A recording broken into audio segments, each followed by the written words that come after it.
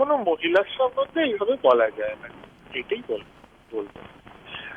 আমরা একটা মিনিমাম একটা ডিসেন্সির ব্যাপার আছে।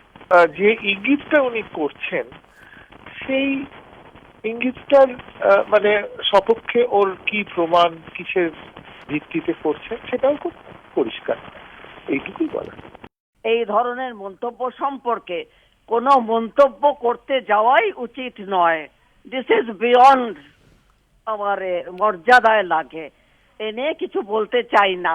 আমার তো এটা অত্যন্ত কুরুচিপূর্ণ লাগছে। এক নম্বর, যে নোট বাতিল করে যে অবস্থায় পড়েছেন ওনারা, এখন ওনারা মানে মেয়েদের যে সমস্ত মুখের লেয়ার হয় কিরকম সেসব ভাবনা করছেন এখন। এটা আমার কাছে অত্যন্ত অস্বস্তিকর লাগছে। এবং বিজেপি নেতা যেখানে এখানে দিলীপ সিংহ খুব মাঝে মাঝে কুরুচিকর মন্তব্য করেন এবং যেটা অমিত শাহ করছেন দেখছি, আমি বুঝতে পারছি এটা একটা পরম্পরা আছে ওদের, এইভাবেই ওরা মন্তব্য করে থাকেন মেয়েদের সম্বন্ধে, মহিলা মুখ্যমন্ত্রীর সম্বন্ধে। আমি অবাক হয়ে যাচ্ছি, আমি ভাবতে পারি না।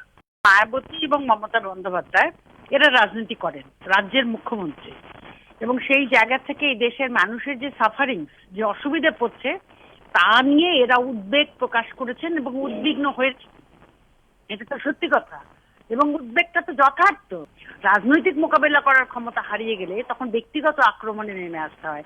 রাজ্যের মুখ্যমন্ত্রী এত বড় একটা দলের নেতা, সেখানে তার সম্পর্কে কিভাবে কথা বলতে হবে এটা ওনার জানা না থাকলে আমাদের কিছু করার নেই, পরিতাপের ব্যাপার।